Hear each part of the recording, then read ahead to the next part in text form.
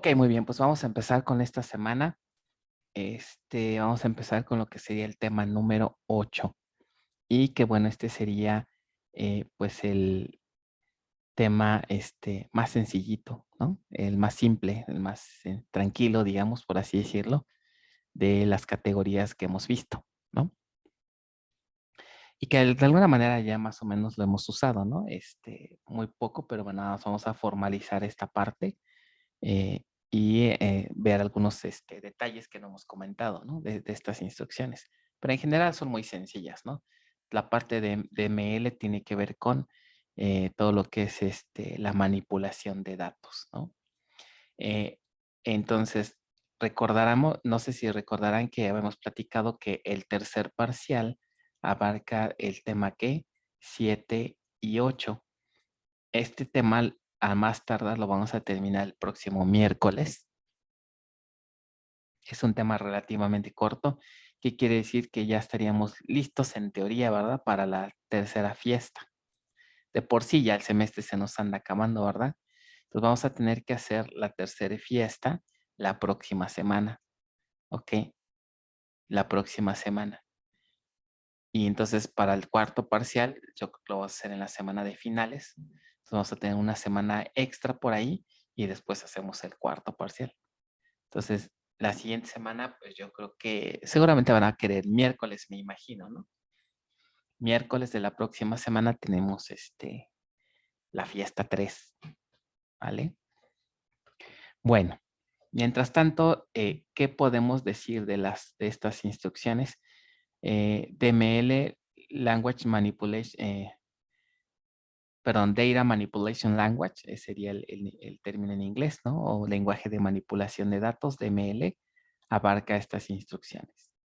Y creo que la única que a lo mejor es nueva para ustedes, pues es Merge, ¿no? Pero de ahí en fuera las otras 3, pues son muy sencillitas, ¿no?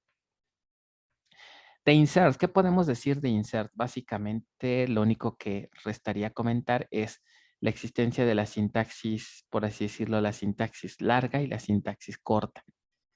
La sintaxis larga y la que yo les recomiendo es en la que se escriben todas las columnas, se ponen paréntesis y se ponen todas las columnas,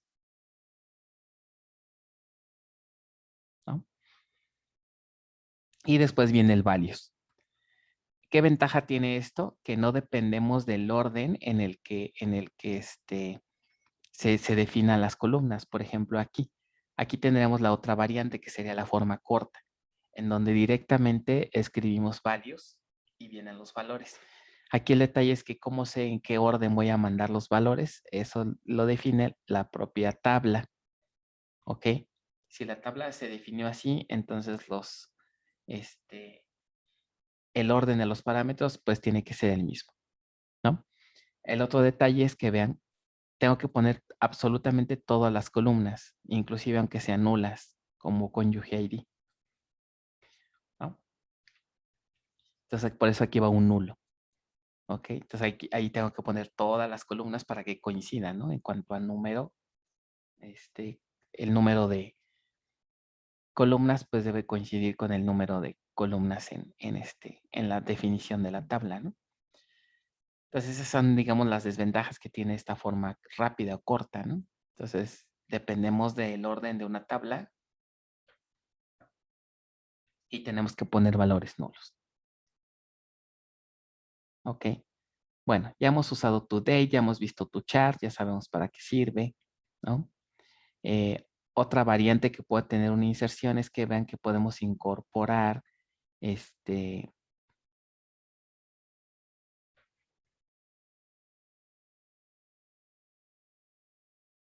bueno, aquí está incorporando fechas básicamente, ¿no? ¿Qué otras variantes? Y extensión de valores a partir de otra tabla, algo así como hacer un copy-paste, ¿no? Insertar una tabla a partir de los datos de otra, ¿ok? Y obviamente podemos personalizar las columnas, que si quiero de qué cosas sí voy a copiar, qué cosas no, ¿ok?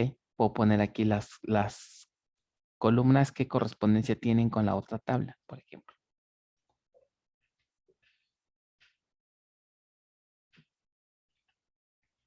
Ok, el uso de una secuencia, creo que también ya habíamos visto cómo se maneja la secuencia, cómo se obtienen valores, pero cómo ya la puedo incorporar a una sentencia SQL, algo como esto. Pongo insert into empleado, sus columnas y su llave primaria artificial, en este caso, que sería ¿qué? El siguiente valor de la secuencia. Ajá, empleados de nextval, ¿no? Para ponérselo directamente aquí en el valor. Y pues ya, realmente de insert no hay mucho más que ver, ¿no? Update. Update, como sabrán todos, pues sirve para hacer algún cambio, ¿no? Algún cambio y puede ser no a uno solo, pueden ser a varios atributos, ¿no? En la misma sentencia puede hacer cambios a varios atributos. La sintaxis, pues es simplemente update, la vista o la tabla, ¿ok? Nótese que se pone aquí view name. Recuerden que algunas vistas se pueden configurar como editables. Eso significa que también podría lanzar operaciones update, que en realidad esos updates se aplicarían a las tablas asociadas, ¿no?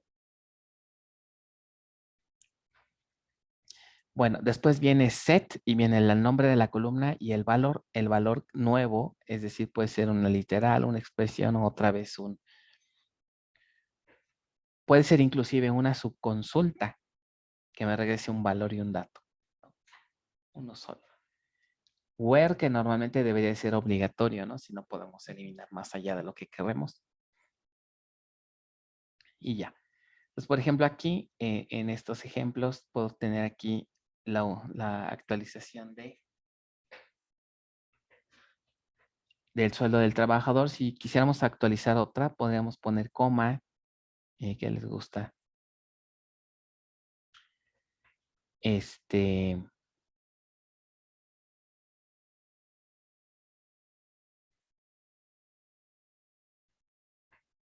No sé, la fecha, el nombre, apellido, lo que sea.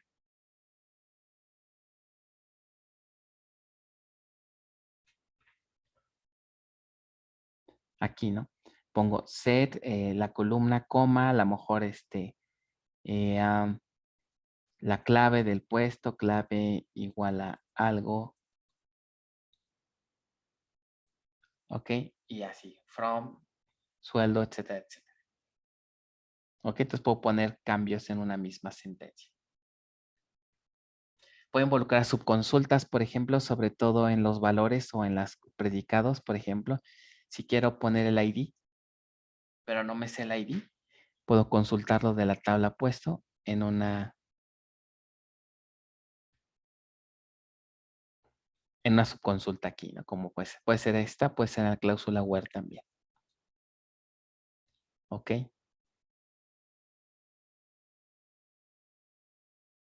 Puedo utilizar, por ejemplo, aquí sí se vale si quiero convertir, por ejemplo, cambiarle el dato a un número nulo a un valor nulo.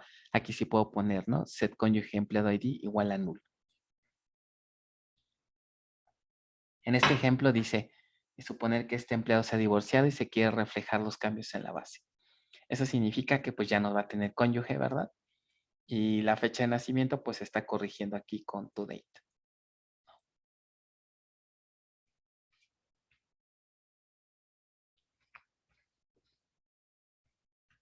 Ok, si utilizo el valor por default, puedo poner algo esto, set, déjenme ver dónde está, aquí.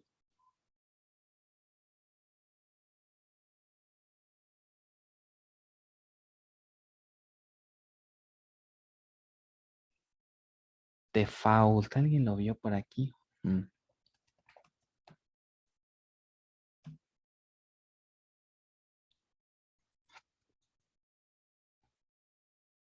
Aquí.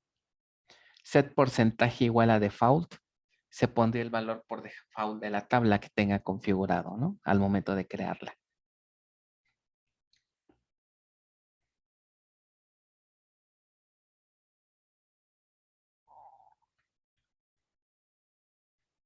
Muy bien. Entonces, bueno, son de las opciones que tenemos para hacer un update. Y realmente de update ya no hay mucho más que decir. Es meramente hacer cambios específicos a ciertos registros, ¿no? Ok, la operación delete, también como la ubican ya bien, pues sirve para eliminar registros, ¿no? La sintaxis es muy sencillita, delete from y la condición. Aquí nada más vale la pena. Acuérdense que el predicado será obligatorio en DBTV, ¿no? Porque es raro que hagamos una consulta sin predicados, ¿no?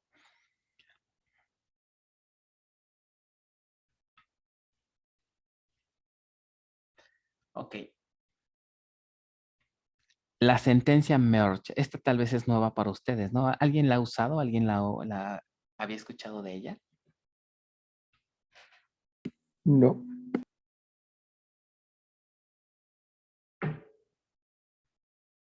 Ok, ¿a qué le suena merge? Es como combinar o unir, algo así. Como Por ejemplo, en Word, fusionar, como combinar, ajá, exacto. por ejemplo, le das mesh a dos celdas y se unen. Pero no sé si es algo parecido aquí. Ajá, más o menos. Aquí la idea de merge es sincronizar. Se ocupa mucho, por ejemplo, cuando tengo una tabla que le llaman la tabla destino o la tabla target en inglés y una tabla origen.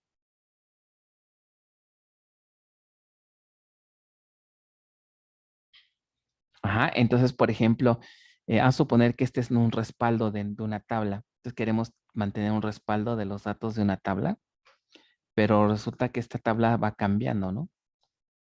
Va cambiando sus valores, van agregando nuevos registros, entonces van a provocar que estas tablas estén desincronizadas. Una manera de sincronizarlas es agregando la instrucción merge. Ok. Es una forma, digamos, relativamente fácil de mantener sincronizados a dos tablas, ¿no? Que tengan más o menos el mismo contenido. Entonces, miren, la sintaxis de merge define una tabla target, que si digamos es la tabla a la que quiero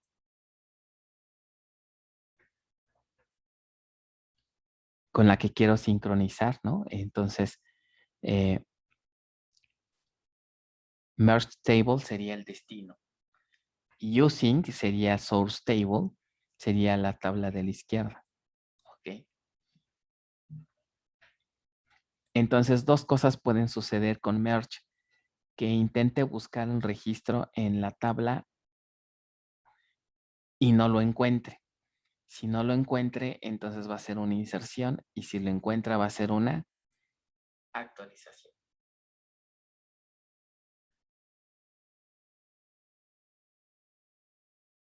Ejemplo, a suponer que tenemos producto y producto respaldo. Queremos que estos datos que están aquí se sincronicen hacia producto respaldo. Ajá. Entonces la solución sería esta. Vean que primero escribimos merge into y viene ¿quién dijimos que era producto? Respaldo. La tabla target. Ajá, muy bien. La tabla target. Y vean que estoy utilizando alias de tabla. Ok, no hemos platicado de alias de tabla, pero vamos a ver un poco más adelante. Estos alias me sirven pues para hacer referencia a la tabla, ¿no? Producto, respaldo y no tener que estar escribiéndola toda.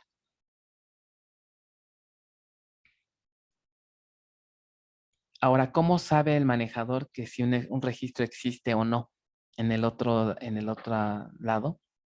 Podemos utilizar la operación de igualdad.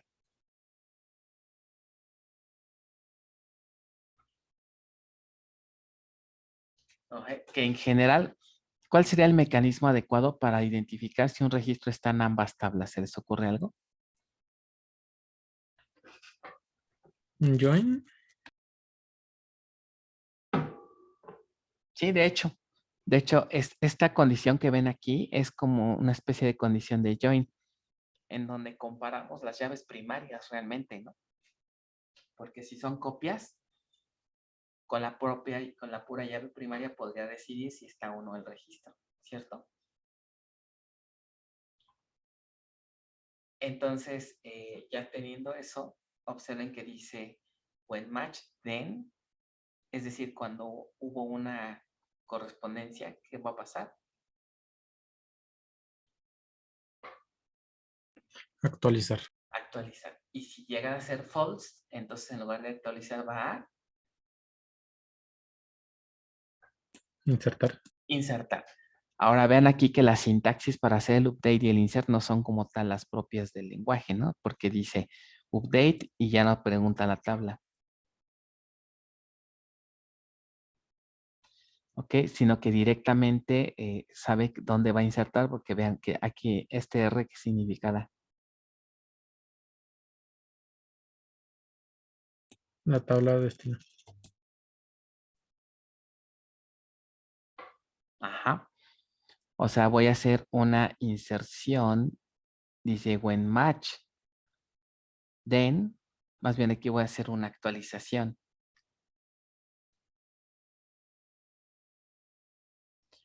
¿No? Y tengan cuidado aquí con los alias. Por ejemplo, r.typoid, esta R a quién hace referencia. Al respaldo. Ajá, que el valor de respaldo lo voy a actualizar ¿con quién? Con el valor de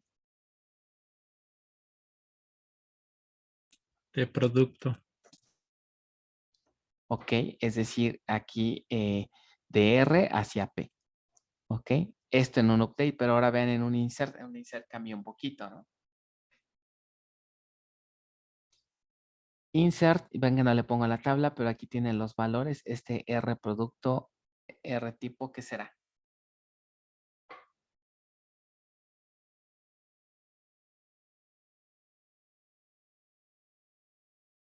Pues las columnas de la tabla target. De la tabla target. Entonces, nada más hay que tengan cuidado con el orden de los alias, ¿no? Sí, más o menos se entendió como opera target, entonces. Sí. Sí, profesor. Ok.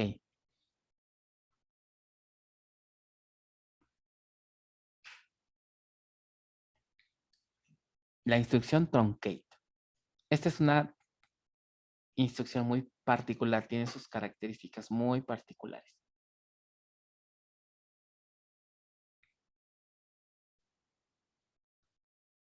De entrada, ¿qué hace truncate con la tabla? ¿La elimina o qué hace con ella? ¿Alguien sabe? Solamente elimina sus datos. Solamente elimina sus datos. Entonces sería equivalente a hacer, lo podría hacer con un delete, ¿no? Puedo poner así. Delete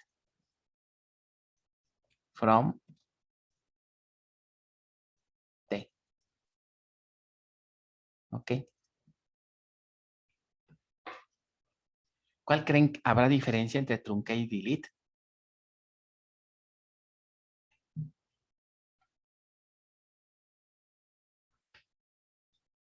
Y que truncate es menos flexible. No te deja especificar condiciones. Esa es una, ajá. ¿Alguna otra?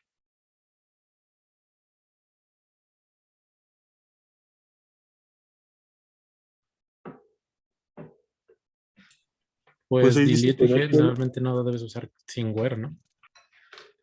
Bueno, de hecho, truncate no acepta la cláusula where, siempre es así, borra todo. Miren, ¿qué es lo que pasa? ¿Quién creen que sea más eficiente, delete o truncate? ¿Ok? Truncate. Correcto. ¿Pero por qué razón? Bueno, aquí vamos a explicar lo siguiente, que no es parte de este tema, de este curso, pero necesitamos revisarlo para entender la diferencia. Básicamente ocurre lo siguiente. Cuando una transacción hace cambios, estos cambios se tienen que respaldar en un archivo que le llaman readologs. ¿Para qué? Para que cuando estos cambios ya estén, o sea, perdón,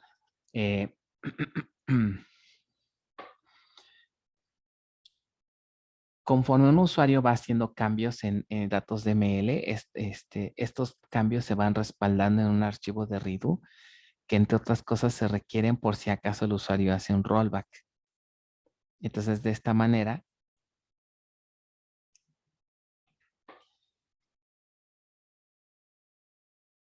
se van agregando datos, ¿no? A este archivo. Entonces, es parte de la operación normal, ¿no?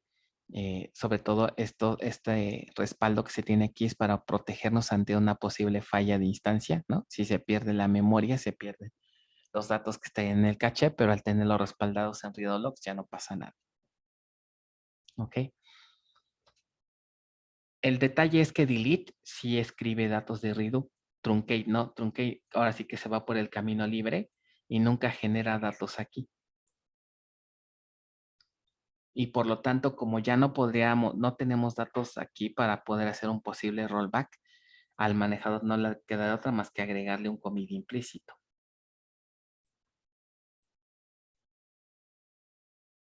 Commit implícito. O sea, delete sí es reversible, profesor. Otra vez, perdón. Delete sí es reversible. Delete es reversible, ajá, siempre y cuando estés dentro de una transacción y truncate ya no. Pero es justamente por esta condición de que como no guarda datos de redo, no tiene de dónde, no habría como la forma más sencilla para regresarnos, ¿no? Por eso truncate ya no es reversible, truncate es segurito que estás bien, de acuerdo que quieres ya de plano eliminar los datos, adelante. De hecho, lo que hace truncate es que truncate sí libera espacio, pero delete no necesariamente va a eliminar el espacio hasta cierto tiempo después. ¿Ok? Ok. Bueno, entonces, regresando ya acá, se nota la diferencia entre una y otra. Truncate es más eficiente. ¿Ok? Muy bien, entonces básicamente es para eso se ocupa truncate. Algunos autores lo bautizan como una operación DDL por ese commit que hace al final, pero realmente no lo veo como tal, ¿no?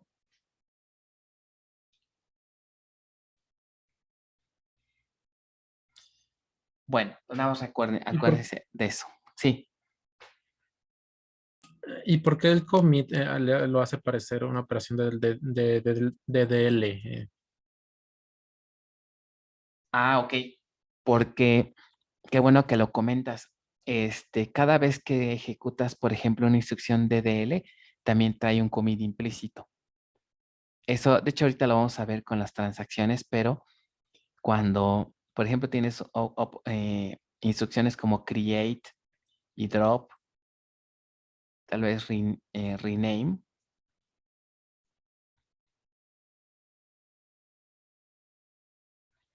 No, porque rename, create y drop. Bueno, rename sería, pero a través de alter, ¿no? Entonces, más bien sería, lo voy a poner aquí bien. Create, alter, drop. Son instrucciones de tipo DDL. Toda instrucción DDL, antes de ejecutarse, genera un commit implícito.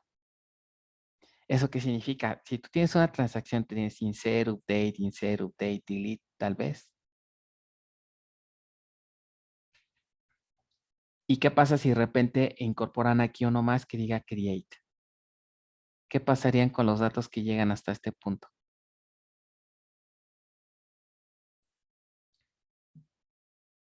Ya se quedarían como estaban. Ya no se podrían revertir. Ya no se pueden revertir. Exacto. Entonces ahí también hay que tener cuidado, ¿no? Si queremos regresarnos, ya no podríamos. Entonces la recomendación es no mezclar, ¿no? DDL con DML. Entonces, por esta razón, porque tiene un commit implícito, por eso también como que en algunos lados llaman a la operación truncate como si fuera DDL. Yo no lo veo así porque se supone que DDL, ¿qué significa? Estamos modificando o alterando o creando estructura. Truncate no hace eso, ¿no? Truncate nada más borra, pero la estructura ahí queda, ¿no? Ni siquiera borra la tabla. Ok. Bueno, hasta aquí llegaríamos con la parte de las instrucciones que les decía. Se fijan que son sencillitas realmente. Y Vamos con el siguiente tema. Bueno, antes de eso, dudas, comentarios, alguna pregunta. ¿Sí le pudieron avanzar a sus ejercicios prácticos que dejamos el viernes? Sí, profesor. ¿Alguna profesor. duda de eso? ¿Todo bien, más o menos? Creo que no ha habilitado lo del Classroom. Lo de los Pulse. los spools. ¿Les parece ahorita antes de terminar la clase nos ponemos de acuerdo para que me ayuden a programarlos de una vez, ¿no? Sí. Ahorita entre todos vemos qué cosa hemos dejado para que estemos todos en el mismo canal. Ok, muy bien. Entonces,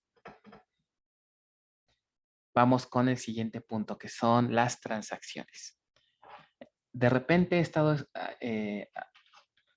mencionando ese término de transacción. De repente hablo de comida, hablo de rollback, pero tal vez algunos de ustedes se preguntan, bueno, ¿y eso qué es, no?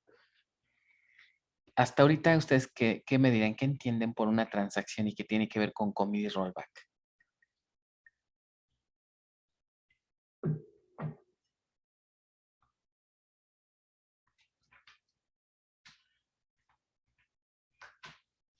Que encapsula un grupo de operaciones, Ajá. ejecutándolas solo en memoria para que sean reversibles. Que sean, ajá, esa es una parte. Las transacciones es una funcionalidad que ofrecen todos los manejadores relacionales de entrada. Algunos no es SQL también.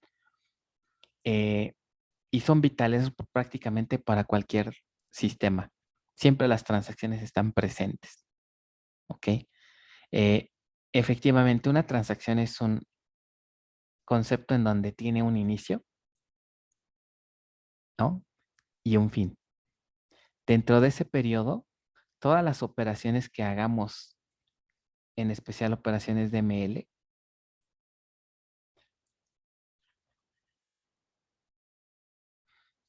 ¿ok? Todas las operaciones que hagamos posterior a su inicio son asociadas a esta transacción. Una transacción nos permite agrupar un grupo de operaciones y ese agrupamiento nos da ciertas funcionalidades interesantes, ¿ok?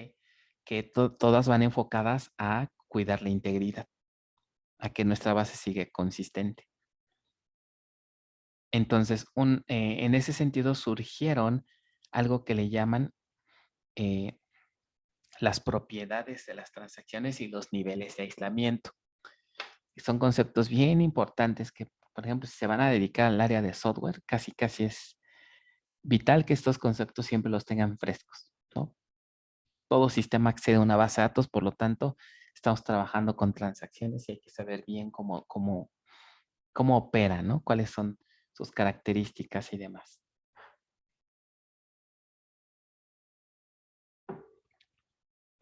Entonces, dentro de esas propiedades, ahorita las vamos a revisar, me permite cuidar la consistencia. Por ejemplo, una de las más utilizadas es que el manejador ve a todo este conjunto de instrucciones como si fueran una sola. Como si fueran una sola. Eso me da la posibilidad, por ejemplo, el comportamiento clásico. Normalmente en una transacción queremos que todos estos pasos se ejecuten con éxito. Si alguno de estos pasos llegara a fallar, ya comprometimos nuestros datos y puede que quede la información incompleta o corrupta. Si eso pasa, ese error lo podemos detectar y podemos aplicar un rollback para deshacer el cambio. ¿Ok? Entonces, básicamente es eso. No sé si les ha pasado, de repente hacen ciertas actividades para cumplir algún objetivo, pero esas actividades tienen que estar todas bien hechas, ¿no? Correctamente realizadas porque puede que dependan unas de las otras, ¿no? Y si algo llega a ocurrir, entonces mejor me regreso a donde estaba, ¿no? Es la idea de una transacción. Bueno, ahora las instrucciones, el control transaccional. Igual han escuchado tal vez hablar de commit rollback. Tal vez esta es nueva para ustedes, SavePoint. Y normalmente el ciclo de vida de una transacción se ve así. La primera instrucción de ML que lanzamos, de hecho, no sé si se han fijado, hemos hecho inserciones y demás, y nunca le hemos dicho que inicie una transacción. Lo que sucede es que el manejador, al menos aquí, la primera instrucción de ML que se ejecute en el día, por así decirlo, va a provocar el inicio de una transacción. O sea, en automático, ¿no? Cuando ejecutamos un DML. Si ya hubiera una, entonces esa sentencia se une a la transacción existente, ¿no? Y ya de ahí empezamos a escribir sentencias. De repente se nos ocurre poner un save point y así. ¿Ok?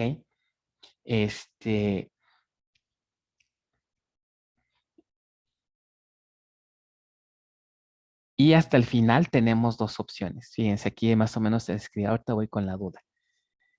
Tiene un inicio y podemos tener dos finales. Ahora sí que un final feliz cuando no hay errores. Si vemos que todas las operaciones fueron exitosas, todo estuvo bien, entonces ya podemos confirmar.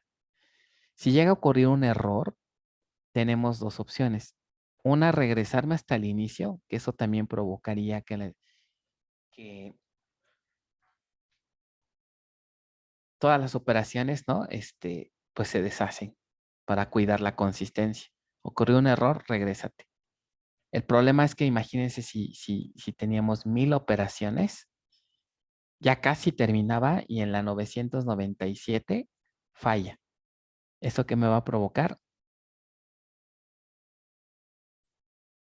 Regresarme, ¿no? Y puede ser muy costoso. Entonces, los puntos de salvado, los save points, me sirven para hacer rollbacks parciales. Por ejemplo, ¿sabes qué? Si algo falla hasta este punto, ya no es necesario que nos vayamos hasta el inicio, sino más bien empieza aquí.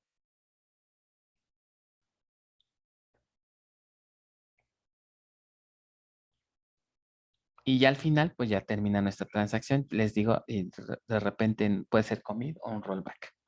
¿Vale? Ahora sí, Saúl, adelante con la duda. Solamente quería saber si la transacción que se inicia por defecto solamente lo hace en SQL Plus o también si nos conectáramos remotamente desde nuestra aplicación a la base de datos. Fíjate que ahí puede ser que sí, depende, cada cliente puede configurarle el modo de cómo se quiere conectar. Por ejemplo, hay herramientas que habilitan una opción que le llaman el autocommit. ¿Qué es eso? Que cada sentencia, un commit, otra sentencia, un commit. ¿Ok? No deja acumularlas en una transacción. Eso de hacer comida cada rato, ¿qué impacto podría tener?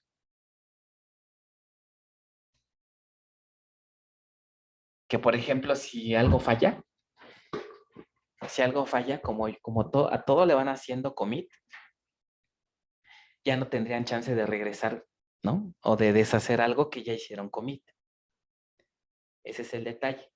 Normalmente el modo autocommit se pone cuando es una base de desarrollo, pero no productiva. En productiva no sería adecuado. Otras herramientas, por ejemplo, sí pueden decidir en qué momento crearla, ¿no? Bueno, que en realidad siempre se va a crear cuando, eso sí no se puede deshabilitar. Cuando se crea un DML, cuando lanzas un DML, forzosamente ese DML se tiene que asociar a una transacción. ¿Ok? Ya sea que la gente, normalmente quien la genera es el propio manejador. ¿Ok? O sea, sí también, sí podemos hacerlo en cualquier cliente. ¿Ok?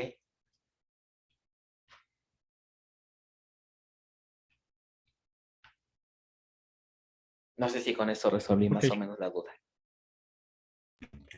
Sí. Listo, ok. Entonces vamos a ver un ejemplo para que vean cómo es el ciclo de vida de una transacción. Entonces aquí podemos checar. Vamos a suponer que tenemos esta pequeña muestra de datos. ¿Ok? Productos con sus cantidades. Y pues vamos a suponer que tenemos los siguientes eventos. Dice, en el tiempo T0 se hace un commit para asegurarse que si había una transacción pendiente, pues ya ahí se acaba, ¿no? Ahí se muere. ¿Ok? Después vean que pongo set transaction name igual a T1. Ahí es simplemente bautizar a una siguiente transacción. Ahí todavía no se crea. Pero ese nombre se le va a asignar una vez que se necesite, ¿no? Que es justamente lo que pasa en el punto 2. En el punto 2 es el primer update, ahí se crea la transacción. Y de ahí para abajo, todas las operaciones que hagamos de tipo DML van a estar asociadas a esa transacción. Entonces, en el punto 2 se hace su update y después vean que ponemos un save point, ¿no? Para poner un save point se utiliza esa sintaxis. ¿Ok? Y después de la palabra save point le ponemos una etiqueta. Esa etiqueta sirve pues para poder hacer referencia a ese punto más adelante. Por ejemplo, ahí dice que save point y la cadena es after update 1001. O sea, ahí le pueden poner cualquier cadena, pero bueno, tal vez para facilidad y que se entienda mejor, le puse after update 1001, ¿no? Después que se actualizó a 1001 la cantidad el valor de cantidad, ¿no? Entonces seguimos avanzando, podemos poner más save points y, por ejemplo, si yo quiero hacer rollback, regresarme un pedacito, no hasta arriba, pongo rollback to y le pongo save point y le pongo las coordenadas. Perdón,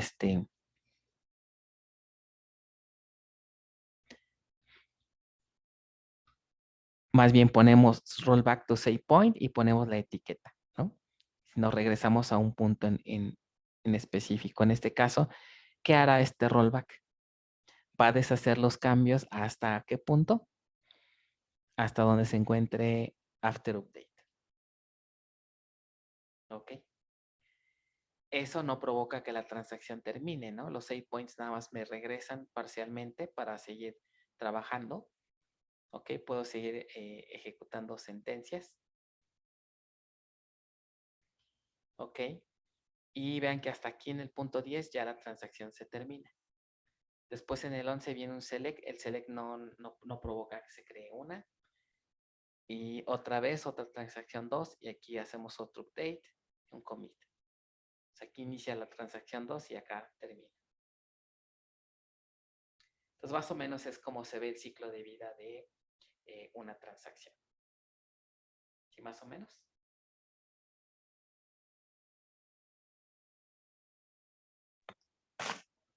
Sí se entiende, profesor.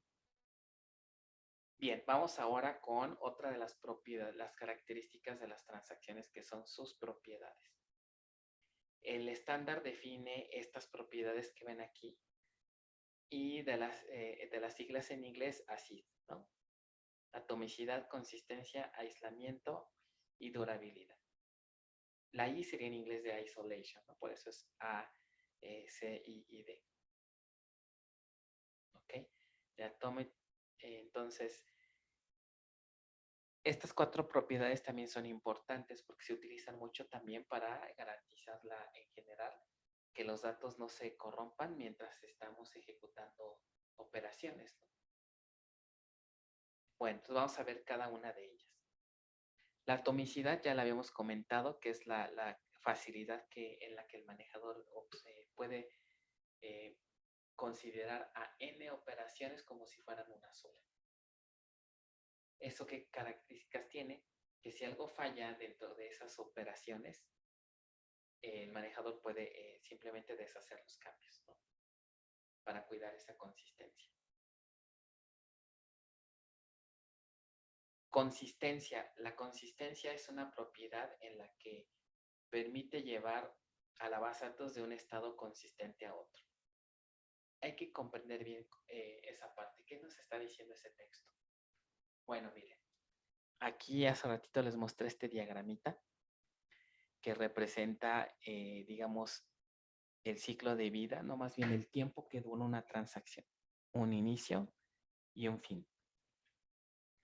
Se dice que mientras una transacción está en ejecución, la base va a caer en un estado inconsistente. Eso no se considera algo anormal, no se considera un error, se considera una situación válida que no se puede evitar. Aquí lo importante es que cuando acabe la transacción, ese estado consistente debería de recuperarse, ¿no? ¿Por qué creen que dice que mientras esté en ejecución puede volverse inconsistente?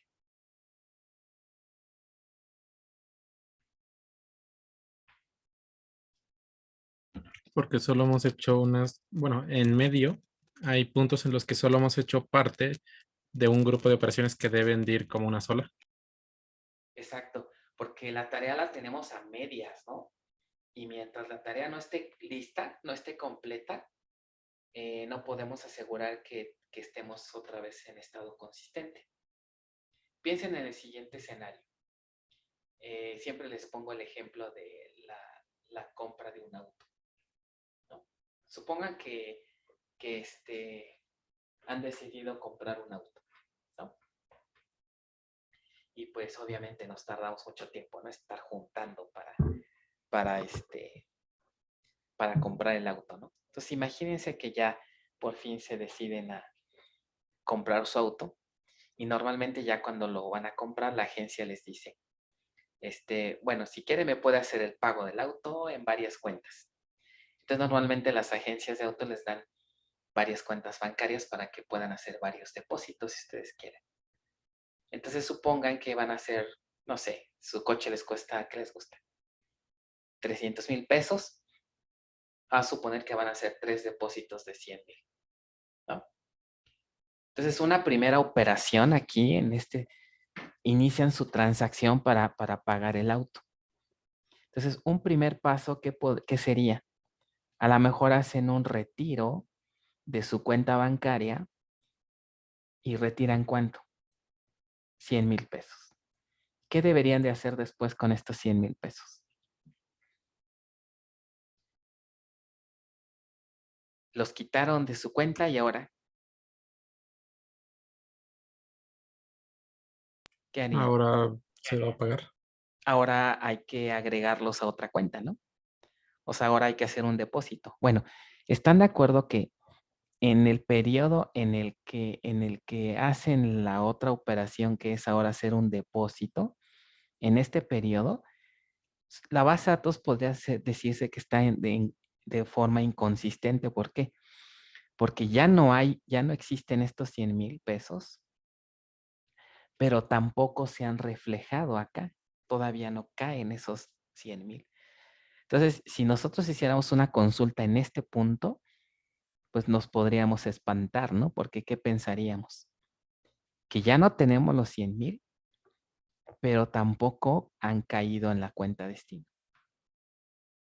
Entonces se fijan que eso es un estado inconsistente, porque en realidad no es cierto. Lo que pasa es que la transacción está en proceso.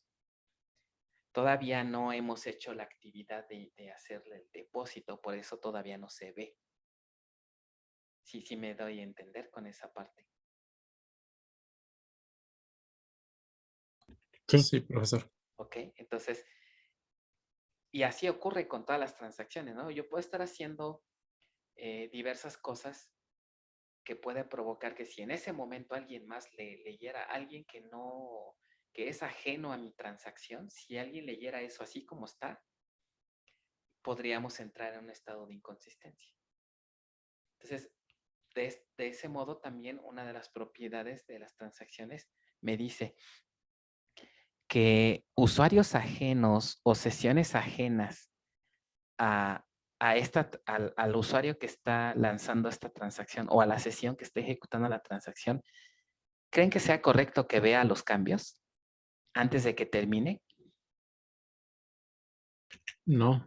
No debería, ¿verdad? Porque puede caer puede leer algo que a lo mejor en ese punto es inconsistente. No es porque sea un error, sino porque apenas están haciendo las cosas. La analogía aquí que les hago a veces es cuando están resolviendo un examen, ¿no? Pensemos que estamos en clases presenciales.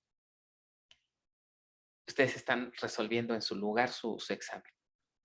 mientras ustedes resuelven el examen, ¿les gustaría que el profesor viera lo que están haciendo? No, profesor. Pues yo creo que no, ¿verdad? ¿Por qué razón? Porque igual y ahí están, pues tienen a lo mejor intentos de respuesta, ¿no? En donde a lo mejor están mal, o a lo mejor tienen la respuesta medio contestada, o luego Muy dicen, a mal. ver, ¿cómo? Muy mal. O muy mal, pero dicen, bueno, a ver, ahorita le corrijo, ¿no? O sea, pueden ir y cambiar y agregarle, quitarle, ponerle, ¿no? Volteo a ver al compañero a ver si me sopla y ya le cambio el examen. Pero están en el proceso de resolver, es una transacción lo que están haciendo. Mientras están resolviendo, no quieren que el profesor vea su examen porque pues puede el profesor quedarse con una idea incorrecta de su versión, ¿no? Porque ¿qué tal si dejan ver al profesor sus cambios? El profesor se va a quedar con una idea de esos cambios, pero como todavía no acaban, ustedes tienen la libertad de cambiarle lo que quieran al examen. Pero por lo mientras, el profesor ya se quedó con una idea que no es cierto, ¿no? A lo mejor el profesor se quedó con la idea de, no, este muchacho nada más no sabe. Pero ¿qué tal si estaban nerviosos? Ya después se tranquilizaron, ya les llegó la iluminación divina y ya respondieron bien el examen. Pero mientras tanto, el profesor ya se quedó con una idea incorrecta, con una percepción incorrecta. Por eso es que en las bases de datos pasa algo parecido, ¿no?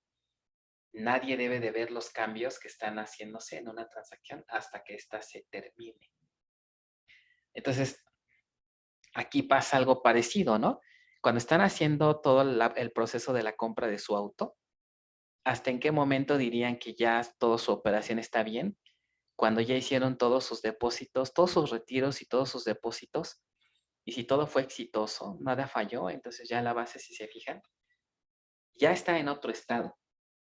¿Por qué? Porque ahora el dinero ya no está en su cuenta, sino está en la otra cuenta, ¿no? Pero están de acuerdo que ese es un nuevo estado, pero es un estado que sí es consistente. En ese momento ya podríamos decir, hemos terminado nuestra transacción y la confirmamos. Si por aquí en el camino algo falla, ¿sabes qué? Mejor voy a deshacer todo porque algo falló. Eso me permite también regresarme a un estado consistente, pero anterior. Entonces provoca que los datos queden bien, que no queden con errores.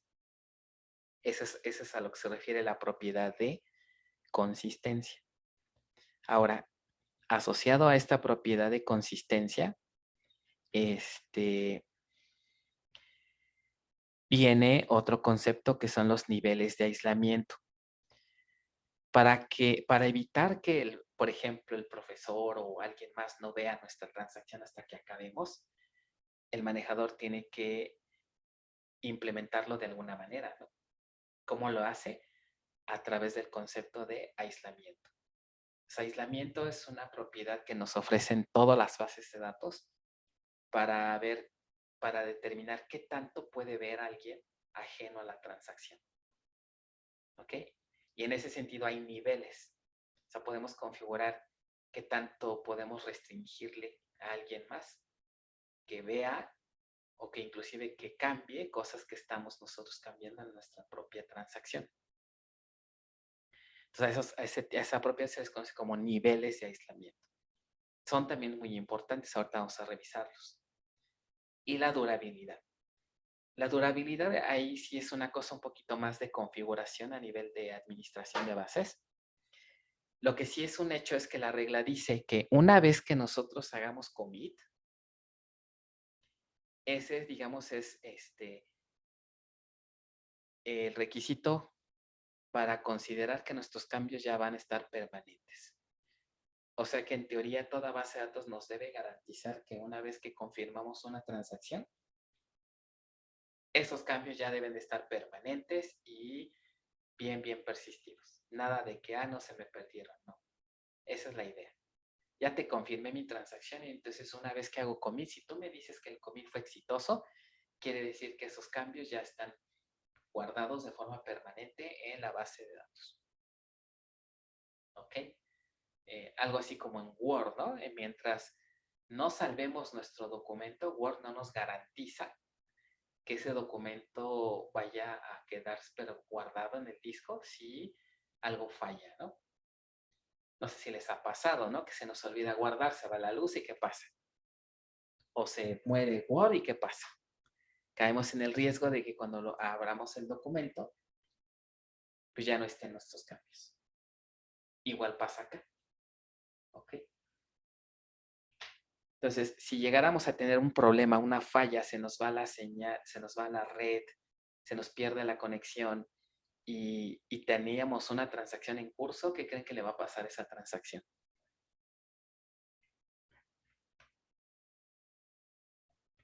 No se guarda. No se guarda, se descarta, se hace un rollback. ¿Ok?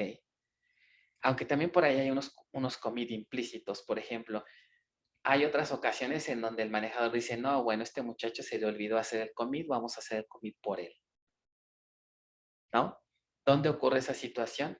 Por ejemplo, si estamos haciendo cambios y acabamos de hacer nuestros cambios y nos salimos, por ejemplo, de SQL Plus, nos salimos de forma normal, damos exit, ese se considera un cierre ordenado, correcto.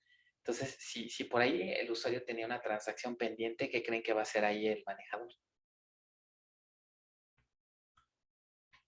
Hacer ese commit. Va a ser el commit porque no se considera un cierre abrupto, ¿no? No fue una falla de conexión o algo del estilo. ¿Ok? Entonces ahí también hay que tener cuidado, ¿no? Cómo trabaja cada cliente. ¿Ok? Bueno, hablemos un poquito de los niveles de aislamiento entonces.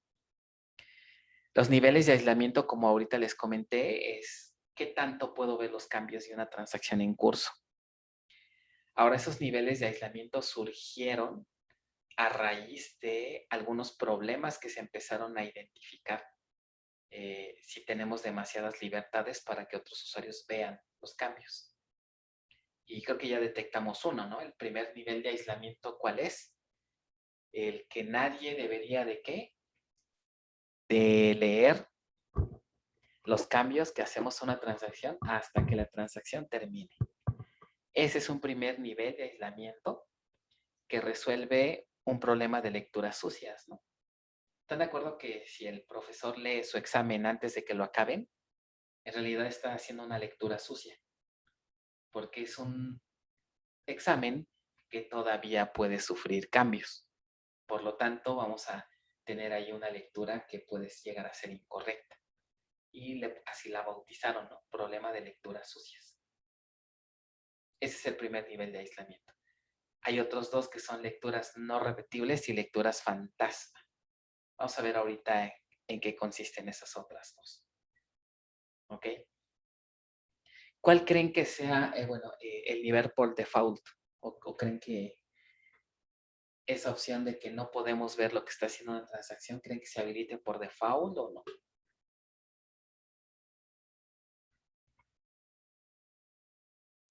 Yo supongo que sí, que ese será el por defecto. Exacto, el aislamiento por default es el primerito. Lecturas confirmadas. ¿Ok? Ahí las tres viñetas que ven aquí, estos serían los problemas que se generan y los niveles de aislamiento que la resuelvan serán. El problema es lectura sucia y el problema y el nivel que lo resuelve se llaman lecturas confirmadas. El problema de lecturas no repetibles lo resuelve el nivel de aislamiento lecturas repetibles. Y lecturas fantasma, también el mismo evento, el mismo nivel, puede resolver tanto lecturas no repetibles como lecturas fantasma. En algunos manejadores le llaman serializable. Y aquí hay un punto importante. Hay que tener cuidado con los niveles de aislamiento porque entre más restringamos a usuarios acceder a ciertos datos, ¿qué efecto colateral y negativo creen que vamos a tener?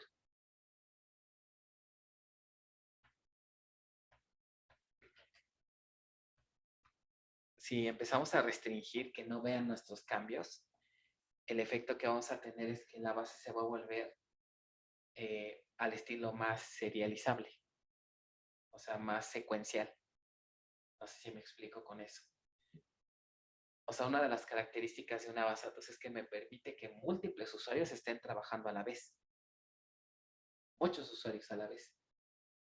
Los inconvenientes vienen cuando esos usuarios intentan acceder al mismo recurso. Cuando intentan acceder al mismo recurso, ahí sí los tengo que formar. Les tengo que decir tú primero, tú después, por el nivel de aislamiento. Entonces, entre más elevamos el nivel, más serial se va a volver la base. O sea, al grado de que va a empezar a atender como si tuviéramos en fila india, ¿no? O en una sola hilera, perdón, en una sola fila,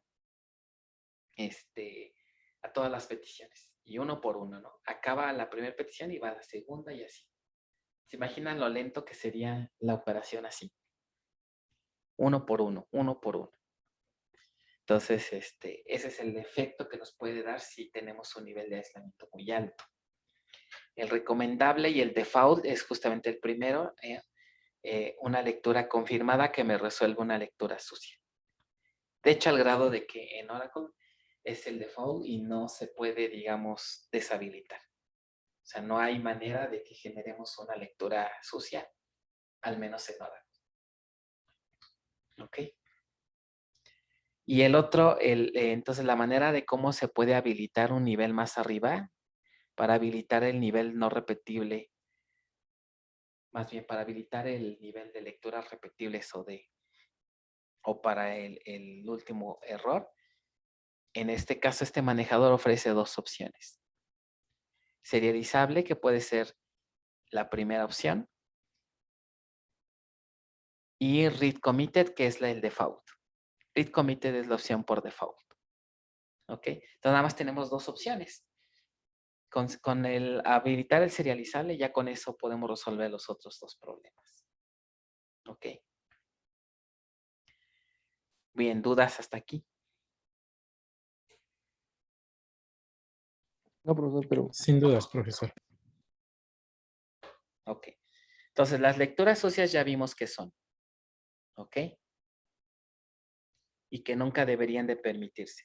Por eso es que el manejador de plano los tiene por default. ¿Ok? Luego,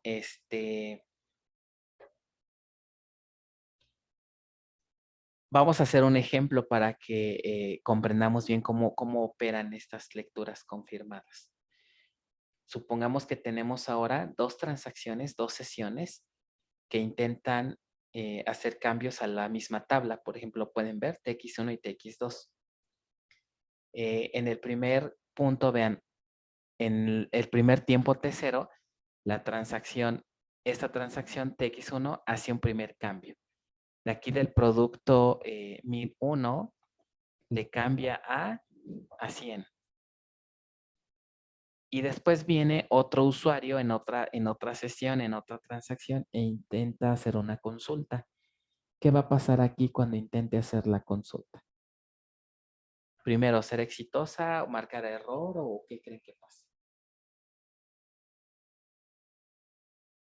Nótese que está intentando leer el mismo registro que está cambiando en el tiempo T0.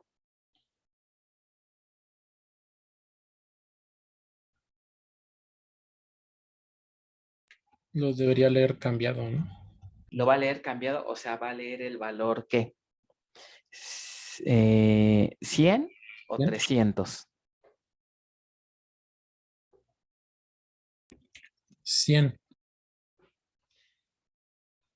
Va a leer 100, dice Saúl. ¿Alguien opina distinto? Es correcto, va a leer un 100. ¿Por qué 100? Nótese que en T1, ¿qué instrucción se está ejecutando? El commit, El que commit. ya integra ese cambio. Así es. En ese momento el cambio que hizo ya se vuelve visible para otras sesiones. Por lo tanto, en T2 se va a leer el valor 100. ¿Ok? Muy bien. Ahora seguimos avanzando. ¿Están de acuerdo que en el tiempo T3 no hay transacción todavía? ¿Por qué no hay? Porque aquí acabó la primera. Con el primer update, el hacer commit, ahí se acabó esa transacción. En el tiempo T4 inicia una nueva. Y ahora se hace una actualización de 150, pero al registro 1000. 1002, perdón. O sea que de 500 pasó a 150, ¿cierto?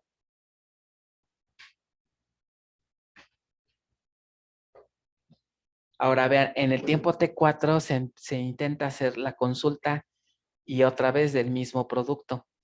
Ahora mi pregunta, ¿qué pasaría ahí? Ahora sí no he hecho Se mis cobaltos. leería el valor original. Muy bien, se va a leer el valor original que sería 500. Que estaba allá arriba. 500. Muy bien. Ok. Entonces, ese comportamiento, ¿a qué nivel de aislamiento corresponde? Lectura sucia, ¿no?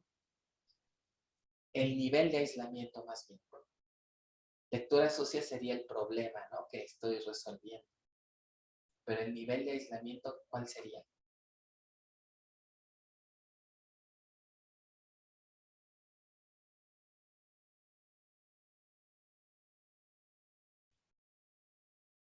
¿Sería consistencia?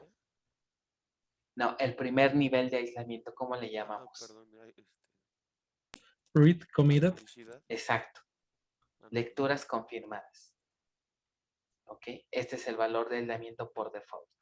Lecturas confirmadas. ¿Ok? Bueno, ahí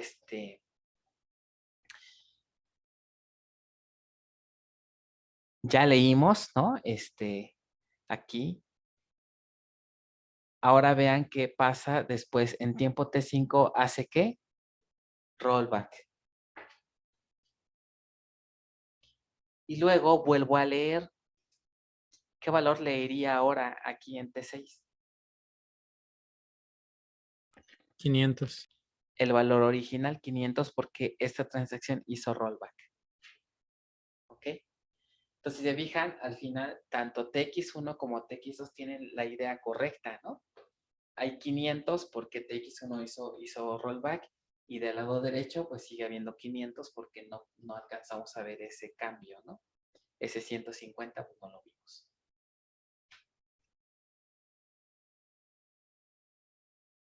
Entonces, ¿se entiende lo que es una lectura confirmada?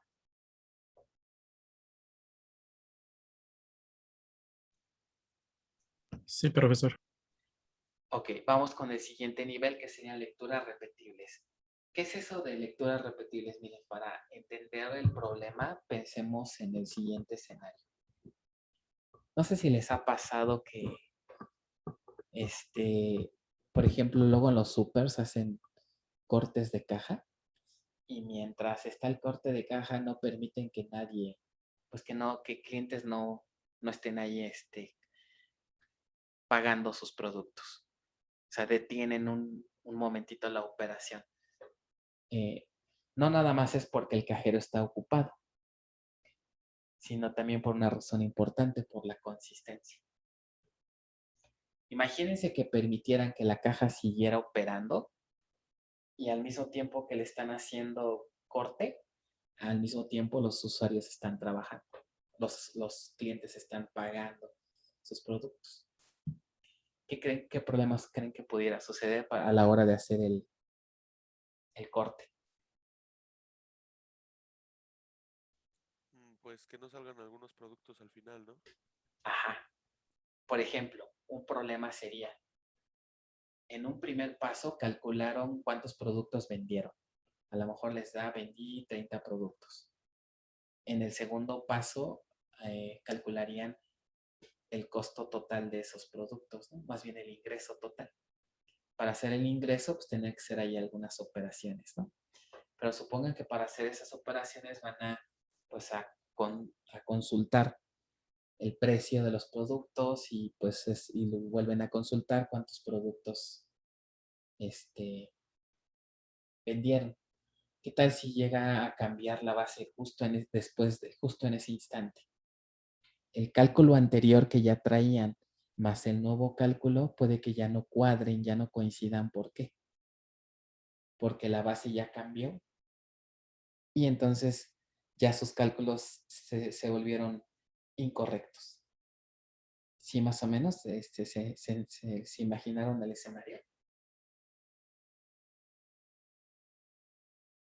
Sí.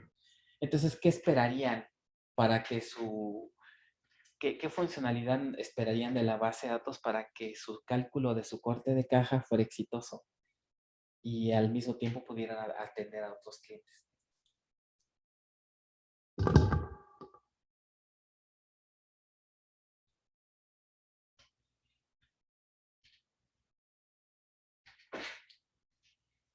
¿Qué debería de garantizar la base para que su corte de caja sea exitoso?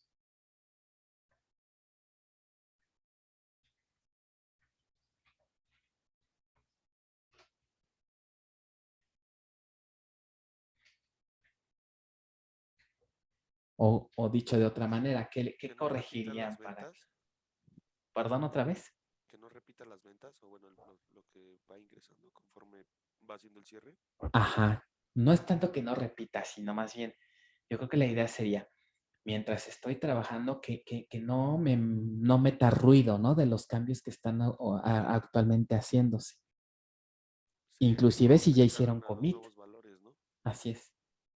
Inclusive si ya hicieron commit. O sea, es como si le pidiera a la base, a ver, congélame del estado de la base, ¿no? Quiero quedarme en este estado, congélalo, porque voy a hacer cálculos, entonces no quiero que me muevas los datos porque si no mis cálculos van a variar, pero al mismo tiempo que los clientes sigan pagando, ¿no? Para no estarlos ahí haciendo esperar. Eso sería lo ideal.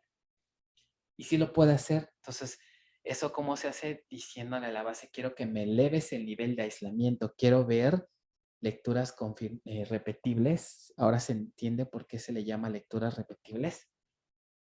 Porque si yo leo un mismo dato n veces, ese dato no va a cambiar, va a ser fijo. ¿Ok? Y al ser fijo, pues mis cálculos van a estar bien. Pero al mismo tiempo, inclusive otros usuarios ya hicieron commit. Entonces el manejador se encarga de que aunque ya haya hecho commit, los datos van a estar fijos. ¿Ok? Entonces digamos, ese es ¿qué hacen muchas empresas a veces para evitar estas complejidades? Pues sí, de plano restringen que el acceso a los clientes para que la base ya no se mueva y entonces ahí ya hacen sus cálculos. ¿Ok? No se han visto, los bancos cierran temprano, ¿no? Como a las 4. Y muy probablemente ¿para qué es? Pues para que ya las bases estén quietas y puedan ellos con más tranquilidad hacer cálculos, hacer estadísticos, qué sé yo. ¿No? Entonces vamos a ver el siguiente escenario para comprobar cómo funciona esto del siguiente nivel.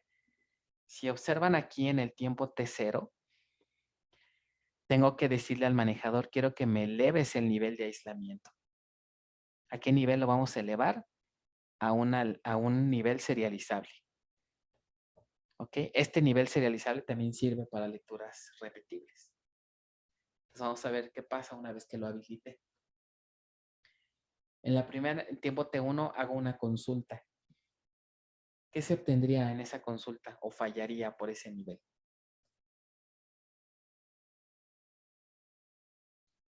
Pues debería leer 100. Va a leer 100, es el valor original. Y luego vean que en la transacción 2 del lado derecho, le cambia 35. Vuelve a leer acá en el tiempo T3 y ¿qué va a leer? ¿100 o 35? 100. Va a leer 100. ¿Ok? Ahora vean que en el tiempo T4, la transacción que le cambió a 35 hace commit. Abusados, hace commit. Y en el tiempo T5 se vuelve a leer. Ahora, ¿qué se va a obtener? ¿100 o 35? 100. De acuerdo al nivel de aislamiento, tiene que ser 100. ¿Sí están de acuerdo todos? Porque estamos incrementando el nivel de aislamiento. Ok. Muy bien. Ahora vean que en el tiempo T7 la transacción hace commit. la que en realidad estaba haciendo consultas. Y luego, en el tiempo T7, después que hace commit, vuelve a consultar. ¿Qué valor tendría ahí 35. Tendría ahora sí ya el 35. ¿Ok? O sea, ese commit que se hizo en el tiempo T6, en realidad, ¿qué significa?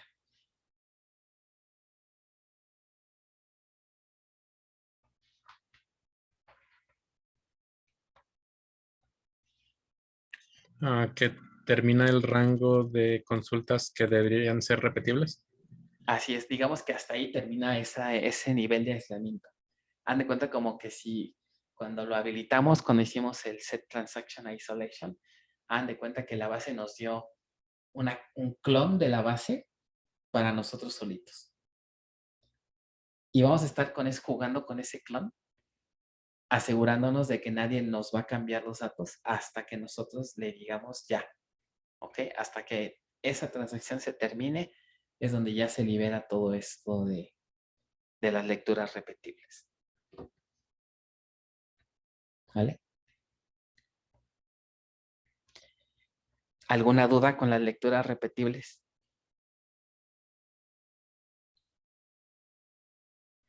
Con las lecturas fantasma pasa algo parecido. Es similar, nada más que en un caso son lecturas repetibles, es decir, el valor cambia.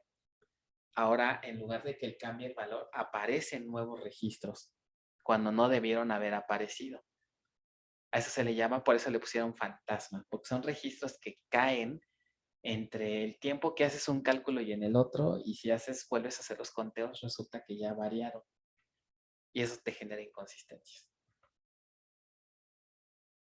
¿Ah?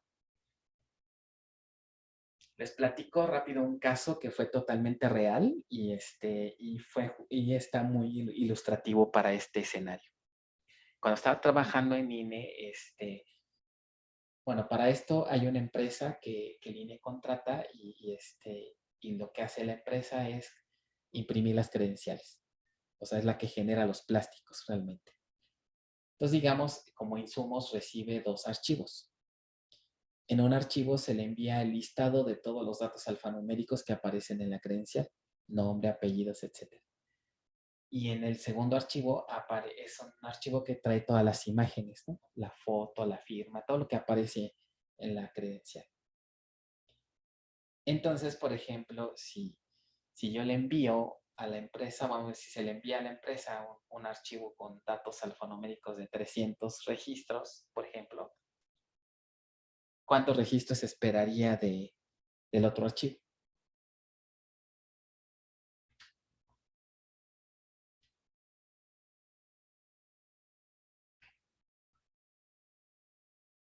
Pregunta. ¿Los mismos? Pues los mismos 300, ¿están de acuerdo? Para que se pueda formar la credencial completa, ¿no? Pues resulta que una vez nos enviaron una incidencia porque nos dijeron, oye, mira, recibí un archivo en donde tenía 300 datos alfanuméricos, pero cuando abrí el otro archivo, donde estaban las imágenes, tengo un faltante de 50. O sea que recibí 300 registros en uno y 250 en el otro. Entonces nos dijo el de la empresa, dijo, el responsable de la empresa de impresión, o me mandaste de registros de más, o te faltaron registros en las huellas o en las imágenes. Y pues así se quedó el INE, así como que no, pues quién sabe, ¿no? Porque pues, ¿cómo se explicaban que en otros eventos donde se ejecutaban exactamente las mismas rutinas, los mismos códigos, no hubo cambios y no fallaba? Y ahora sí falló. ¿Qué creen que sucedió ahí? Que en el intervalo en el que se hizo un primer archivo, supongan que en ese tiempo se hizo primero el archivo de alfanuméricos y obtuvo de la base pues 400, no sé. Unos segundos después caen más registros ¿Por qué? Por la propia operación de la base y después hago otro cálculo. Y eso ya me va a provocar que se inserte o que se incorpore un nuevo registro que no fue considerado en la consulta anterior. Eso me genera diferencias. ¿Sí más o menos me expliqué con el error? Sí. Ok, entonces este mismo nivel de serializable me puede resolver el problema. Vamos a ver el ejemplo para que vean el efecto. Ahora, pensamos que tenemos 35 productos. Ok. Otra vez vean, en la primera transacción se habilita el nivel de serializable, se hace una consulta y aquí, ¿qué obtendría en esta consulta del punto 1? ¿Cuántos registros obtendría ahí? 1. 1, que es el que está en la muestra, ¿no? Ok. ¿Hasta ahí todo bien? Sí. Ahora, ¿qué pasa en el tiempo T2? Más bien el tiempo T2, en la otra transacción, lanza un insert. ¿Ok? Insert into prod y values 1635, curiosamente con la misma cantidad. ¿Ok? ¿Qué pasa si en T4 vuelve a hacer la consulta? La transacción 1 en T4. Select asterisco from prod por cantidad igual a 35. Daría un registro. Daría un registro. ¿Por qué uno y no el otro si la transacción 2 ya hizo commit?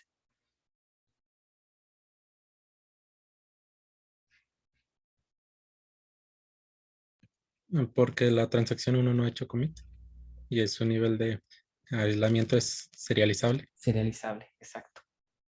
¿Ok? Si lo visualizan todos. Sí. ¿Ok? Entonces, si no hubiera habilitado ese nivel, hubiera obtenido, ¿qué? 2 registros, ¿no?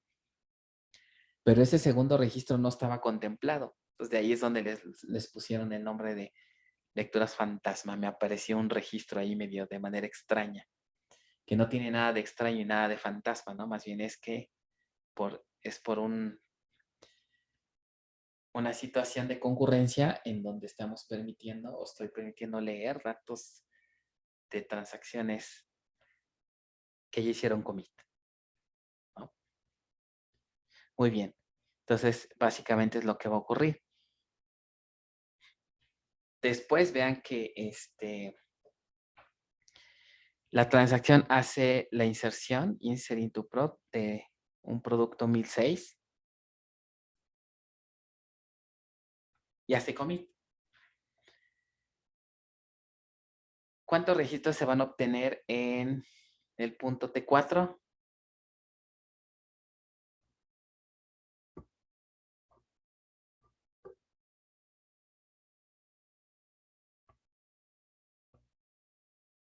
En el punto T4 todavía es 1 y en el 6, 2, ¿no? Ajá. Y ya en el 6 serían los 2. Así es. ¿Ok? Bueno, pues esos son los famosísimos niveles de aislamiento. ¿Dudas hasta aquí? Repito, perdón que sean tanto y un poco insistente, pero este tema es bien importante cuando están desarrollando software. Hay developers, hay ingenieros tal vez inclusive, que empiezan a desarrollar software, a lo mejor hasta a ustedes les ha tocado, y se preocuparon realmente por las transacciones.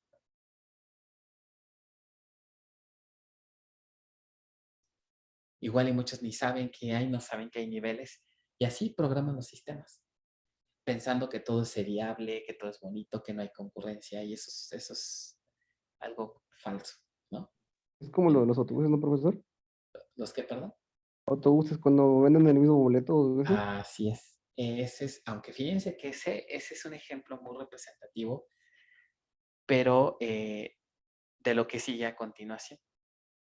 O sea, a pesar de elevar el nivel de aislamiento que ahorita vimos, aún así podemos tener problemas. Todavía no hemos resuelto todos los problemas. Y justamente vamos a ilustrar los siguientes conceptos basado en un ejemplo similar.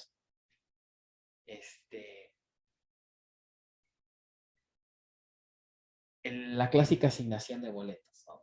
Ahí hay concurrencia y si no la programamos bien, el efecto que vamos a tener es que vamos a producir clientes que tengan el mismo asiento. ¿Alguien le ha pasado alguna vez ese tipo de errores? No sé, a veces hasta en el cine.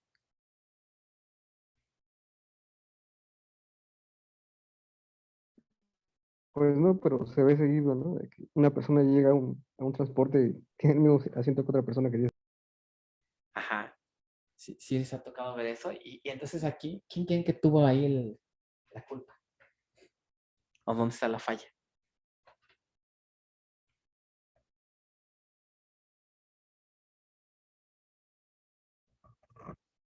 En la concurrencia del sistema. En los developers, en el desarrollo de los sistemas. ¿Y quién creen que desarrolló esos sistemas? Pues los ingenieros, ¿verdad? Graduados de la UNAM. Y de otros lados, claro está, ¿verdad? Entonces, por eso les hago énfasis que estos temas son importantes. Ok. No es cosa nada más de, ay, sí, para pasar la materia y ya. En verdad, si se quieren dedicar al área de software, eso es importante. Y a veces es lo que les preguntan mucho en las entrevistas laborales. Ok. Y sin embargo, sí he visto que es común que no conozcan el término de Exacto. transferencias. Y bueno, igualmente me refiero a graduados o compañeros de trabajo igual graduados. Sí. Es a veces, pues por eso hay muchos problemas en los sistemas, por eso hay muchos bugs, hay muchas situaciones que están complicadas de detectar, justamente por esta falta de conocimiento de cosas que nos ofrecen las bases, que nos hacen la vida más fácil, pero al no conocerlas, al no tener bien el nivel, pues caemos en dos tipos de errores, ¿no? Bueno, todavía nos falta ver la cuestión del control de concurrencia. Todavía no hemos acabado de detectar cosas que pueden fallar. ¿Alguien iba a comentar algo? Adelante. Es más una anécdota que otra cosa. Que para saber, bueno, más bien para entender cosas de las transacciones, tienes que pensar primero en la concurrencia y para eso también tienes que tener algunos conceptos previos. Por ejemplo, yo me imaginaría que alguien tendría que tener una mínima familiaridad con los conceptos de múltiples hilos o si no hilos, que sería la forma en la que los usamos como programadores los múltiples procesos. Pues sí, los múltiples procesos y múltiples procesadores, tal vez que tiene una computadora, pero también hay ingenieros, en este caso solamente uno en concreto que me tocó que no conocía ninguno de esos términos. Que le platiqué de hilos y le dio una de esas explosiones en la cabeza de wow, me acabas de abrir la mente, ¿no? No, nunca habría imaginado algo así. Entonces, no estoy seguro cómo, pero ni en al platicar, no sé, de las computadoras, ni en la universidad de alguna forma había conocido el concepto. Pues sí. Y eso es algo grave, porque eso debería estar cubierto desde la escuela. Y no es que en la facultad no se les dé, sino que hay veces que a veces no entendemos bien los conceptos, hay veces que no tomamos en serio las cosas. Y No fue de la Facultad de Ingeniería, fue del IPN, sí, pero hará lo mismo para algunas personas de aquí de la UNAM. sí. Así que en todos lados hay de todo, ¿no?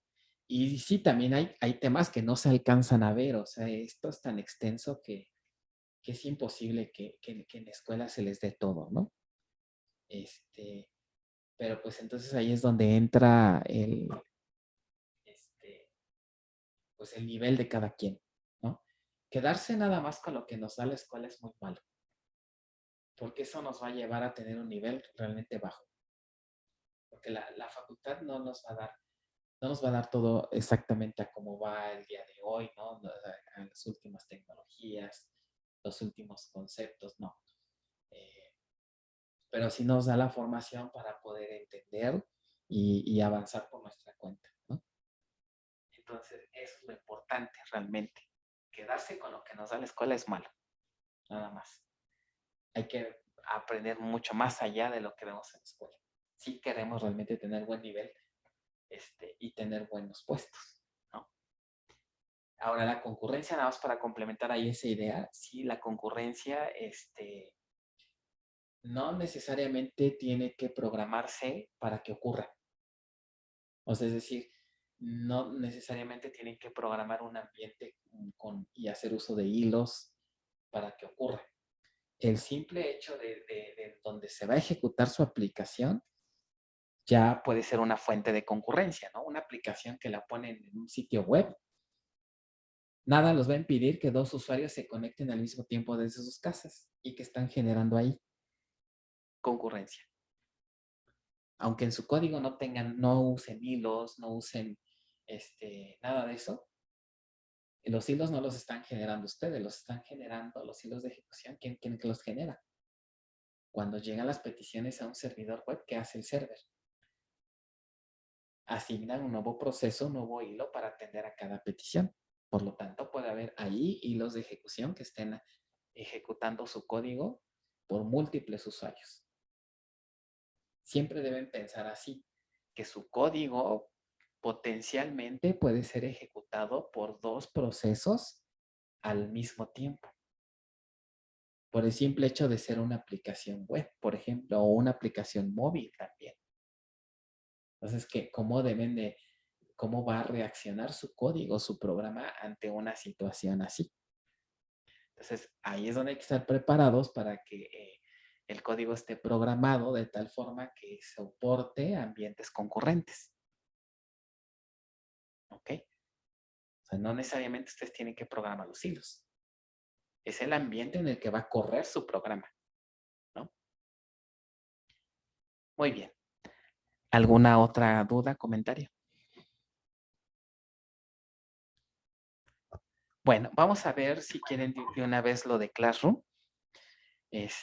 para que nos dé tiempo y también quiero desconectarme un poquito más antes para ver unas cosas que tengo para la junta que tengo en un momentito. Entonces vamos a ver lo de Classroom de una vez. Y ya el miércoles terminamos este tema porque si lo empiezo ahorita se va a quedar muy trunco, ¿no? Entonces, a ver, voy a abrir aquí. No, pero creo que todos nos hicimos esa pregunta, ¿no, profesor? De cómo funcionaban este tipo de transacciones en algún momento. Sí, o sea, en algún momento pues tenemos como que la inquietud de ver cómo opera todo eso, ¿no? Pero pues como... Cuando se acaba el internet con una transacción bancaria y piensa así se quedó. Sí, entonces, pero estos conceptos, estos se utilizan mucho para controlar todo eso. Digo, hay más cosas, pero en general, es lo que se utiliza. No, perdón, aquí.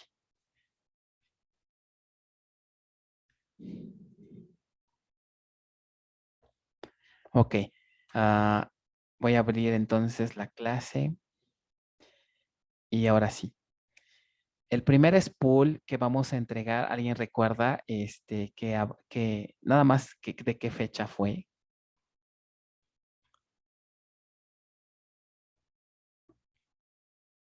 ¿Será el del 12? Al menos yo es el primero que tengo. Yo igual tengo el del 12. Del 12, ok. Entonces vamos a ver. Sí, según yo fue viernes 12, viernes 19 y los dos de la semana pasada. Ok, vamos a ver entonces. Spool de el tema 07. Entonces fue la semana de qué día? Del día, sería de la semana del 9, del 8 al 12 le voy a poner, ¿no? Semana del 8 al 12 de noviembre, en donde nada más vimos una clase, ¿no? Con spool. Sí, profe. Archivos esperados, un spool de la clase del 12 de noviembre. Ahí no dejamos tarea para este spool, para esta semana. Creo que no, porque nada más Me hicimos parece la que no. creación de tabla. Nada más fue como que casi lo primerito. Entonces vamos a dejarlo así. Esta, pues se las voy a poner, en teoría ya la deberían de tener listo, ¿no? Los puedo poner para el miércoles. Sí, está bien. Sí, profe, gracias. Miércoles 1 de diciembre. Listo. Luego, ¿qué otro? El de la semana del 15 al 19. Del 15 al 19. 19 de noviembre. ¿Qué esperaríamos? Nada más el 19. Es que esa semana hicimos examen y fue puente Ok. el lunes además. Entonces nada más sería el spool del qué día fue del lunes. No, no fue lunes. Miércoles. Viernes 19. Viernes 19. Y aquí dejamos tarea. Me parece que sí. Según yo fueron uno, el de la tabla externa. Y el de las tablas temporales también.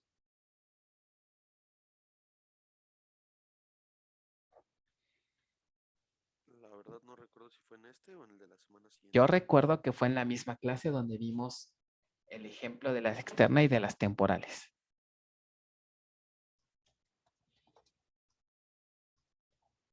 Bueno, ¿les parece que lo pongo aquí? Sí, está bien. Tablas temporales. Que eran 2, ¿no? Entonces esperarían esos 3 archivos. Se supone que eso también ya lo tiene, ¿no? Sí, Ya lo hicimos desde cuándo, en misma fecha entonces. Esta fue la clase en la que yo estaba sin computadora. Se descompuso. El asunto es que parte de los ejercicios los hice por mi cuenta siguiendo Ujú. el PDF y sin embargo creo que todos los volví a hacer ya siguiendo el video de la clase cuando se subió. Borro unos o dejo las dos ejecuciones del ejercicio. Ya, la que hice yo usé la sintaxis corta para, por ejemplo, constraints y no ponía un nombre dado las especificaciones de la clase y varias cosas más. Bueno, si quieres ya déjalo así, pero lo ideal sí sería que siguiera las mismas instrucciones de la clase, ¿no? Y ya al seguir la clase, sí hice todo como lo íbamos ejecutando. Ok, está bien. Vamos a dejarlo así. Ok, después, ¿qué sigue? ¿Fue la semana de qué?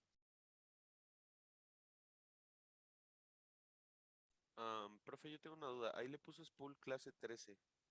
Mm, Ah, no, es que todavía no le corrijo, apenas voy a corregir aquí. perdón, sí. Apenas voy a corregir. ¿Qué Ese fue semana de la sería esta? semana del 22 al 26. El 26 de noviembre. ¿Y aquí qué hubo? Hicimos ¿Qué dos spools spools, tienen? del lunes y del miércoles. De lunes, ¿qué sería? Lunes 22, 22 22. y también el miércoles. 24.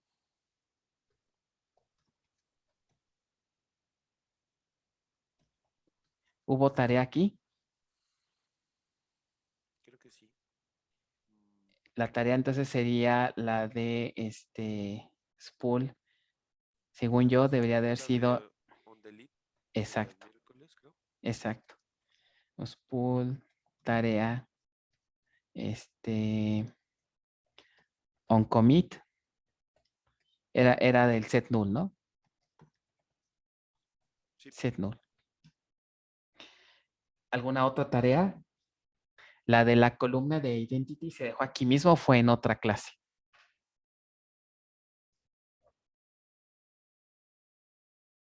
Aquí tengo escrito el ejercicio con respecto al... Ah, creo que sí es esa, el identity.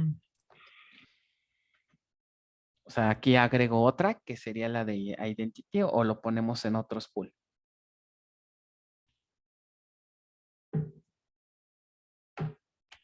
Ah, sí, me parece que sí es ahí. Era lo de generar el error porque se acaban los valores, ¿no?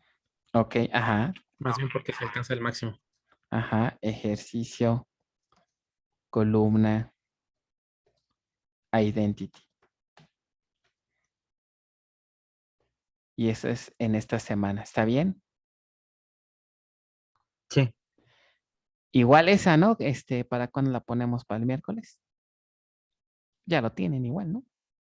sí, sí, está bien para el miércoles. Ah, no. Sí, Entonces puse diciembre 29. creo que solamente me falta el de Identity, pero sí, profe. Noviembre 3, no tampoco. ¿Qué está haciendo esto? Diciembre 1.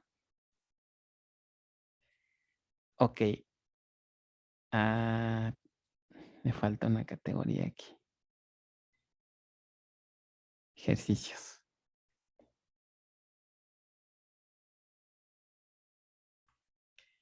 Ok, ¿qué otro spool falta? Uno más, ¿no? Del tema 4. Del tema 4, del tema 7. Ahora sería ¿de qué semana?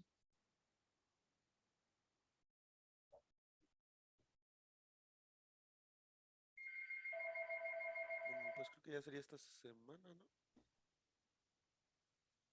Es esta. Pero nos falta la anterior que le pusimos. 22 al 26 me 22 al dijeron, ¿verdad? 26, sí. Entonces nos faltaría, bueno, vamos a ponerla entonces para esta, pero nos faltaría lo de los ejercicios de, Synonym, creo, ¿no? ajá. Entonces voy a ponerla del 29. Creo que esa, es que creo que esa la dejó el viernes. Sí, la voy a poner en esta semana, del 29 al 3 de diciembre. 29 de noviembre al 3 de diciembre. De entrada sería el spool de la clase del viernes, ¿no? Ah, no, por eso entraría en el otro.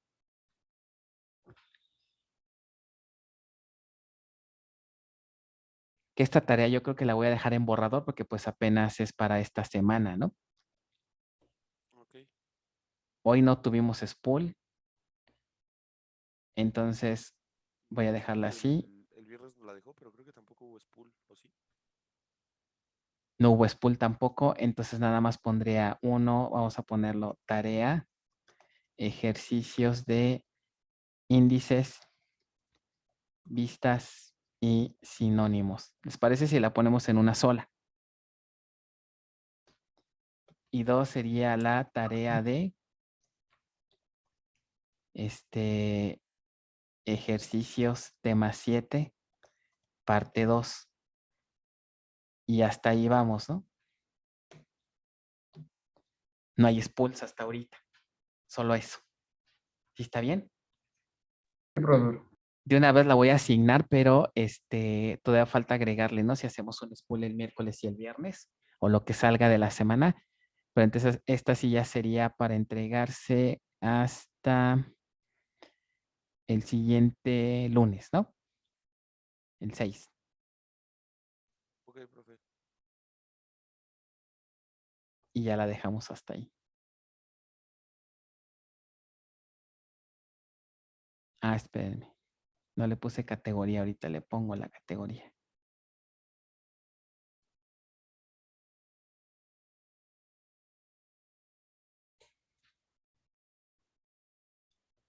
Listo. Pues hasta ahorita esos son los spools que llevamos. Bueno, ¿qué otra cosa más tenemos pendiente? Sus prácticas. No les he habilitado la complementaria 7, ya debimos de estarla entregando, ¿no? ¿Cómo van con esa práctica? Yo apenas la terminé. Entonces ya la voy a poner, ¿les parece? ¿Para qué día? Este sábado, a más tardar. ¿Está bien? Sí, profesor. Sí, está bien. Y de una vez la 8, porque también ya estamos por terminar el tema 8, ¿eh? Abusados. Ahorita ya la frecuencia de prácticas aumenta. En este caso, de hecho, ya la había puesto, ¿no? Porque dice en tiempo de noviembre, sería... ¿Cuándo les puse la otra? Para este sábado, ¿verdad? 4. Entonces esta la vamos a poner para el 11. Uy, pero bueno, se supone que tenemos que acabar más para... Tenemos una semana más, pero ahí tenemos que sacar, pues por lo menos la 9 y la 10. Lo ideal sería llegar a la 11. Pero bueno, vamos a ver. Profesor, una pregunta, todavía después de vacaciones seguimos en evaluación, ¿verdad? Lo que en teoría vamos a dejarse es nada más el proyecto y los que tengan que hacer final. No quisiera ya irnos de vacaciones todavía con prácticas o ejercicios pendientes. Entonces vamos a dar como fecha límite el día 17 de diciembre, que sería justo antes de irnos de vacaciones, como fecha límite para entregar ejercicios, prácticas, lo que necesite, no más. Entonces por eso ahorita las voy programando así. Voy a programar entregas hasta más tardar el día 17. ¿Está bien? Y lo único que en lo que nos vamos a ir de tarea para enero sería el proyecto final, nada más. Y bueno, y si se van a final, pues tendrán que estudiar para el final. Profesor. ¿Sale? Muy bien, chicos. Bueno, pues yo creo que le dejamos hasta aquí. Y ya el miércoles concluimos el tema 8 con la parte de la concurrencia. Entonces, nótese que ya estamos avanzando. Son temas no muy largos. Empezamos el tema 9 también, yo creo, el viernes. Entonces, sí les pido, échenle ganas para que no se atrasen. Tenemos hasta el 17, pero no se confíen, ¿no? Esa es la fecha tope, límite, repito, para entregar hasta la práctica 11. ¿Ok? Hasta la práctica 11. ¿Vale? Bueno, nos vemos entonces el miércoles. Cuídense, buen día. Nos vemos, profesor. Gracias. Profesor, hasta miércoles. Hasta luego. Bye. Gracias.